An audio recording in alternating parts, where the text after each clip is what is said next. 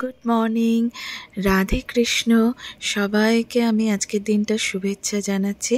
আজকে হচ্ছে আমার ছেলের হ্যাপি বার্থডে। তো আজকে এই জন্মদিন উপলক্ষে আমি আমার ছেলে দুজনে মিলে গিয়ে কিছু বাজার করে নিয়ে এসেছি, কেক নিয়ে এসেছি। তো বাজার করে কি নিয়ে এসেছি দেখুন, বেলুনস নিয়ে এসেছি এবং হোম ডেকোরেশনের কিছু কিছু জিনিস নিয়ে এসেছি। তো সেগুলো দিয়েই আমি আর আমার ছেলে যেমন পেরেছি ছোটোখাটো করে একটা বার্থডে অনুষ্ঠান আয়োজিত করেছি ঘরোয়াভাবে। তো সুন্দর করে সাজিয়ে দিয়েছি। এই হচ্ছে আমার ছেলে, সবাই ওকে আশীর্বাদ করুন। ওর যেন কৃষ্ণচরণে মতি হয়, ধৈর্যবান হয়, মানুষের মতো মানুষ হয়, আর খুব ধীর স্থির হয়। এই বেলুনগুলো আমরা ফোলাচ্ছিলাম, তারপরে সুন্দর করে সেই বেলুনগুলো চতুর্দিকে সাজিয়ে দিয়েছি। আমার ছেলে না আগে ফটো তুলতে ভীষণ পছন্দ করত, এখন আর খুব একটা আগ্রহী নয়। তো এবারে চলুন আমাদের ঠাকুর ঘরটা আমরা কিভাবে সাজিয়েছি সেটা দেখাবো। আমরা ফুল নিয়ে এসেছি। এই গরমকালে ভীষণভাবে বেল ফুল ফোটে, আর যে বেল ফুলের সুগন্ধ প্রচণ্ড ভালো লাগে, ভীষণ ভালো লাগে। যারা বৃন্দাবন গেছেন এই সময়টা দেখবেন জুঁই আর বেলের গন্ধে এত সুন্দর মন্দিরগুলো ভালো লাগে যে কি বলবো।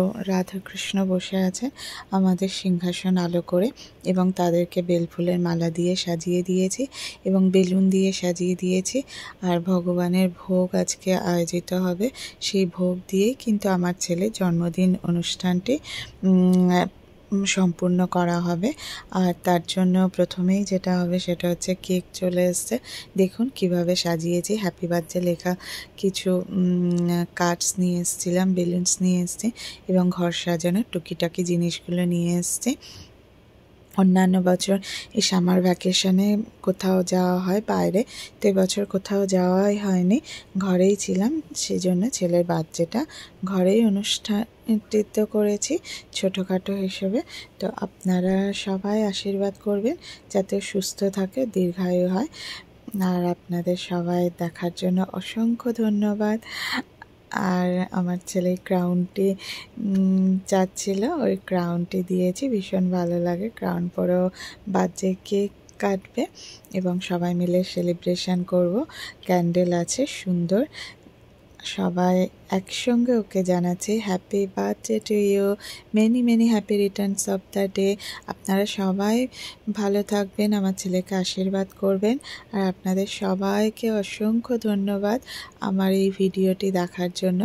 এবারে বার্থডে কেক কাটিং করা হবে, তো কেক কাটবে, কেটে সবাইয়ের মুখে একটু একটু করে দেবে।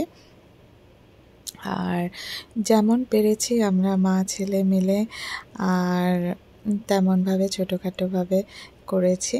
তো আপনারা সবাই দেখবেন, আর ভালো লাগলে লাইক করবেন, সাবস্ক্রাইব করবেন, ফলো করবেন।